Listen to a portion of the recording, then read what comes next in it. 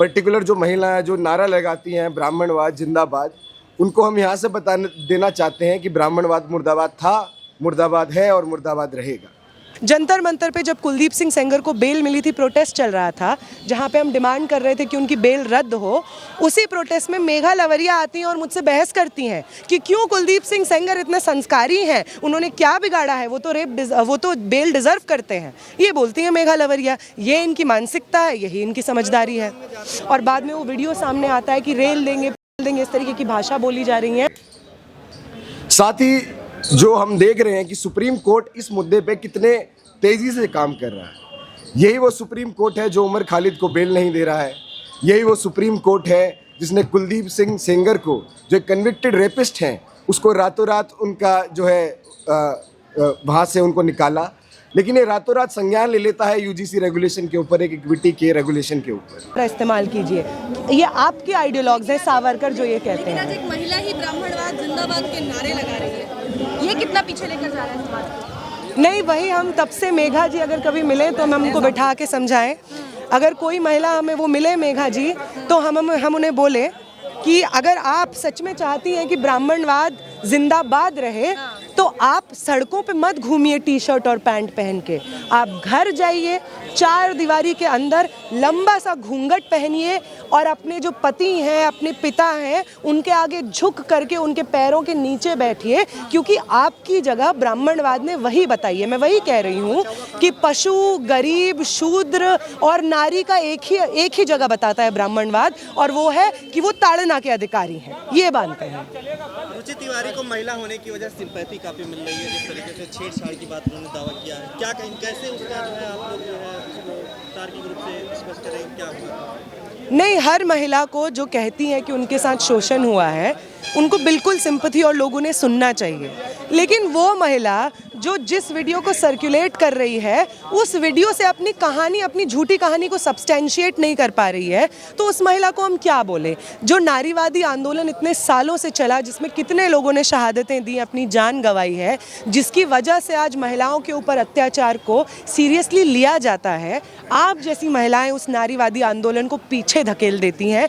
आप जैसी महिलाओं की वजह से जब आम स्टूडेंट सामने आती हैं, अपने खिलाफ उत्पीड़न की बात करती हैं, तो लोग उनकी बात नहीं सुनते हैं, क्योंकि आप जैसे लोग इस तरीके की बातें करती हैं, रेप, परेड, ये सब तमाम चीज़ें बोलती हैं। और जब असल में बात आती है कुलदीप सिंह सेंगर जैसे रेपिस्टों को बेल ना मिले, इस पे बात करने की, तो मैं आपको असली वाक़या बता दूं। मेरे साथ में शाहीन एक रिपोर्टर है, उन्होंने शायद ये देखा है, जंतर मंतर पे जब कुलदीप सिंह सेंगर को बेल मिली थी, प्रोटेस्ट चल रहा था जहाँ पे हम डिमांड कर रहे थे कि उनकी बेल रद्द हो, उसी प्रोटेस्ट में मेघा लवरिया आती हैं और मुझसे बहस करती हैं कि क्यों कुलदीप सिंह सेंगर इतने संस्कारी हैं, उन्होंने क्या बिगाड़ा है, वो तो बेल डिज़र्व करते हैं, ये बोलती हैं मेघा लवरिया। ये इनकी मानसिकता है, यही इनकी समझदारी है। पानी जैसे एक वीडियो वायरल हो रहा है, पानी पूछती हैं कि पानी कहाँ दिया जा रहा है, आपको अभी तक पानी नहीं मिला? मतलब क्यों नहीं मिला? तो इस तरीके के क्या मंशा है इसके पीछे? की कोशिश जो हो रही है। नहीं, इन सब चीज़ों के पीछे एक ही मंशा है।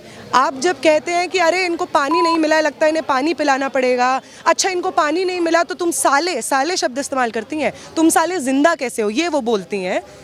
आप पानी की बात नहीं कर रही हैं, आप सदियों से चले आ रहे छुआछूत की प्रथा, जिसके तहत इंद्र मेघवाल जो कि एक बच्चा रहता है, उसको पानी का घड़े से पानी पीने के लिए जान से मार देता है, उसका जो टीचर होता है वहाँ का, तथाकथित अपर कास्ट से, वो उसको जान से मार देता है। आप इस चीज़ का मजाक उड़ा रही हैं, आप इंद्र मेघवाल की मौत का मजाक उड़ा रही हैं, जब आप ये कह रही हैं कि अच्छा पानी नहीं मिला, जिंदा कैसे हो, ये कर रही हैं आप। इस पूरी जातिवादी व्यवस्था में जिन लोगों की मौतें होती हैं इस तरीके के इंसिडेंट से, आप IAS अफसर भी बन जाइए, तो अगर आप मूछें रखेंगे और घोड़े पे चढ़ेंगे तो आपको लिंच कर दिया जाएगा। इस व्यवस्था को जस्टिफाई कर रही हैं आप इस तरीके की बातें करके। पुलिस का संरक्षण कैसे प्राप्त है इन लोगों को, जिस तरीके से देखा जा रहा है वीडियो में खड़े? और नेहा, एक ही वीडियो है जिसको आप बता रही हैं, आप मतलब जो तमाम लोग हैं वो कह रहे हैं कि उसमें हमने क्या कुछ कहा है, आप सुन सकते हैं। और बिल्कुल ऐसा ही स्टेटमेंट रुचि तिवारी दे रही हैं कि आप इस वीडियो में सुन सकते हैं कि वो मुझे ऐसे इशारा कर रहे हैं और वो कह रहे हैं कि हम तुम्हारा नेकेड परेड निकलवाएंगे, मेरे कान में कहा जा रहा है। उस एक ही वीडियो को एविडेंस बनाकर क्रॉस FIRs भी हो चुकी हैं।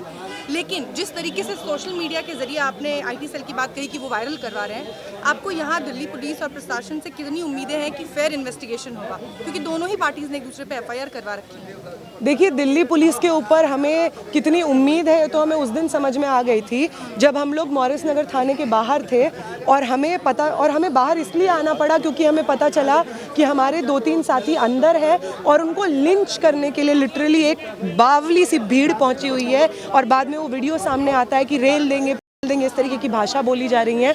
हम बाहर खड़े होते हैं, हमें डीसीपी और एसीपी के सामने ये बोला जाता है कि देश के गद्दारों को गोली मारो, सालों को, ब्राह्मणवाद जिंदाबाद। कौन है मोहतरमा देश के गद्दार? जो आपके साथ नहीं खड़े हैं, जो सड़कों पे समता की, समानता की मांग कर रहे हैं, वो देश के गद्दार हैं। SC SC OBC छात्र इस देश के गद्दार हैं। और कौन इस पे राज करेगा? कौन है असली देशभक्त? आप हैं, जो सड़क के बीच में खड़े होकर के आम नागरिकों को, 40 लोगों को गोली मारने की धमकी दे रही हैं। आप हैं आम नागरिक, आप हैं देशद्रोही, और हम लोग जो शांतिपूर्वक समानता, समता की मांग कर रहे हैं, आप हमें गोली मार देंगी। और पुलिस, ACP DCP वहीं रहते हैं, कुछ नहीं करते हैं। तो उन पे हमें भरोसा हो ना हो, हमें अपने आप पे बहुत भरोसा है कि चाहे आप हमें ज़मीन पे फेंक दीजिए, आप हमें गोली मार देंगे, ये धमकी दे दीजिए, आप डॉक्टर जितेंद्र मीणा का CV सर्कुलेट करिए, मेरा अंजलि का घर का एड्रेस, हम कहाँ पढ़ते हैं, नंबर सर्कुलेट करिए, आप ये करते रहिए। आदत है इस आंदोलन में शामिल लोगों को इस तरीके के अटैक्स झेलने की।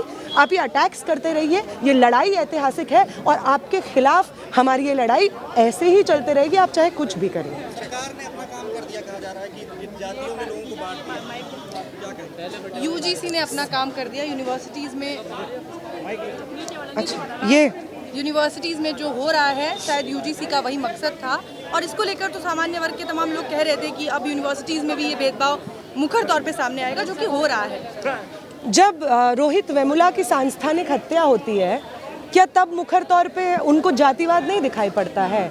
पायल तडवी की जब सांस्थानिक हत्या होती है तो तब क्या ये मुखर तौर पे जातिवाद देखने लायक चीज़ नहीं है क्या? जब इंद्र मेघवाल, जिसका इंसिडेंट मैं बता रही हूँ, उनको सांस्थानिक हत्या होती है, उनको तो मर्डर किया जाता है जानबूझ करके सामने से, तो वो जातिवाद का एक इंस्टेंस नहीं है क्या? जिस तरीके से JNU की बात शुरू करते हैं, लाइब्रेरी में जातिवादी जो है नारे लिखे गए, किस तरीके से जो पिछली बार JNUSU की जो वाइस प्रेसिडेंट थी मनीषा, उनको कहा गया कि आप कोटे से आते हो और आप हमसे बात नहीं कर सकते, और जिन्होंने उनको ये जाति सूचक गाली दी वो रणवीर सेना से अपनी बिलोंगिंग रखता है। हम UGC की रिपोर्ट में ही देखते हैं कि किस तरह 118% जातिवाद इस देश में बढ़ा है, इस देश के इंस्टीट्यूट्स में बढ़ा है, और किस तरीके से मैं PhD कर रहा हूँ, अगर मुझे कोई NFS कर देता, मुझे कोई नॉट फाउंड सुटेबल कर देता, तो आज मैं शायद आपके सामने बैठ के ना बोल रहा होता। तो जिस प्रकोप से तमाम जो शैक्षणिक संस्थान हैं वहाँ पर जातिवाद हो रहा है, उसके खिलाफ जो एक UGC रेगुलेशन आया था, ऑल्दो एक डाइल्यूटेड फॉर्म में आया था, लेकिन तमाम संघर्ष के बाद आया था, एक बड़े स्टूडेंट मूवमेंट के बाद आया था। उसके साथ साथ हम ये भी देख रहे हैं कि किस तरह इलाहाबाद यूनिवर्सिटी में जब एक डिस्कशन बुलाया गया एग्रीमेंट पे, डिसएग्रीमेंट पे, कि भाई UGC क्या है और इस पे बात होनी चाहिए, तो वहाँ ABVP ने, परिषद के लोगों ने आके किस तरह छात्रों के साथ मारपीट की। ना वो पक्ष में था ना वो विपक्ष में था, फिर भी उनके साथ एक मारपिटाई हुई। फिर हम थोड़ी दूर कल परसों का जो इंसिडेंट देखें जो दिल्ली विश्वविद्यालय में हुआ है, दिल्ली विश्वविद्यालय में जो एक पर्टिकुलर जो महिलाएं जो नारा लगाती हैं ब्राह्मणवाद जिंदाबाद, उनको हम यहाँ से बता देना चाहते हैं कि ब्राह्मणवाद मुर्दाबाद था, मुर्दाबाद है और मुर्दाबाद रहेगा। और जो वो महिला जो ब्राह्मणवाद जिंदाबाद के जो नारे लगा रही हैं, उनको हम ये भी बताना चाहेंगे कि अगर फूले ना लड़ते, अगर सावित्रीबाई फूले ना लड़ती, अंबेडकर हिंदू कोड बिल ना लाते, तो शायद वहाँ खड़े होके वो एक मीडिया पर्सनल के तौर पे ना बोल रही होती। और जो UGC का जो गाइडलाइन है, इसमें एक ही सेक्शन में साथियों, जो सेक्शन 3 है, वहाँ पर जाति की बात की गई है, नहीं तो तमाम जो पूरा गाइडलाइन है वो बात करता है कि जेंडर के आधार पर, रिलीजन के आधार पर, नस्ल के आधार पर और किसी के इकोनॉमिकल बैकग्राउंड के आधार पर किसी के साथ भेदभाव ना हो। ये इसी सेक्शन पे जो इतना बड़ा जो गोदी मीडिया है, जो 1000 लोगों को 10 बना के बता रही है और 10 लोगों को 1000 बना के बता रही है, उसको हम यहाँ से कह देना चाहते हैं कि जो हमारे जो मीडिया के साथी है कि आप बहुत ही एक अच्छा काम कर रहे हैं और एक जो समता की जो आवाज़ है उसको आप ऊपर लेके जा रहे हैं। साथ ही जो हम देख रहे हैं कि सुप्रीम कोर्ट इस मुद्दे पे कितने तेज़ी से काम कर रहा है। यही वो सुप्रीम कोर्ट है जो उमर खालिद को बेल नहीं दे रहा है। यही वो सुप्रीम कोर्ट है जिसने कुलदीप सिंह सेंगर को, जो एक कन्विक्टेड रेपिस्ट हैं, उसको रातों रात उनका जो है वहाँ से उनको निकाला। यही वो सुप्रीम कोर्ट है जिन्होंने जीएन साई बाबा पे कोई खास टिप्पणी नहीं की, लेकिन ये रातों रात संज्ञान ले लेता है यूजीसी रेगुलेशन के ऊपर, एक इक्विटी के रेगुलेशन के ऊपर। तो ज़्यादा समय नहीं लूँगा और डीएसएफ से यही बात रखूँगा कि डीएसएफ पुरजोर तरीके से इस मूवमेंट में ऑल इंडिया इक्विटी फोरम को और तमाम ड्यू के साथियों को जिन पे कल वायलेंस हुआ उनके साथ खड़ा है। और इस SC ST OBC का जो संघर्ष है, जो मंडल से लेकर आज तक संघर्ष चल रहा है, उसके साथ खड़ा है। और तमाम जितनी भी लड़ाई रहेगी इसको अंत तक ले जाया जाएगा, इसको मुकाम तक लेके जाया जाएगा। और जो हमारा हक है, जो 2500 साल से दलित SC ST OBC छात्र, जो महिला छात्र इस जो हक के लिए लड़ रहे हैं, उसको आगे तक लेके जाया जाएगा। और जो रोहित एक्ट है उसको लागू किया जाएगा और स्ट्रेंथन करके इसमें रिलीजन की बात अच्छे से जोड़ी जाएगी, जेंडर की भी, समलैंगिकता की भी बात अच्छे से जोड़ी जाएगी। और इंश्योर किया जाएगा कि जितना भी इंस्टीट्यूशनल डिस्क्रिमिनेशन हो रहा है वो ना हो, वो पूरी तरीके से बंद हो और अकाउंटेबल ठहराया जाए उन लोगों को जिनको लगता है कि उनका हाथ बहुत खुला है, उनको रोकने वाला कोई नहीं है। उनको ये बता दिया जाए कि जेल की सलाखें आपका जो है इंतज़ार कर रही हैं और ये ज़्यादा दिन नहीं चलेगा। जय भीम, इनकलाब जिंदाबाद, जय रायदास।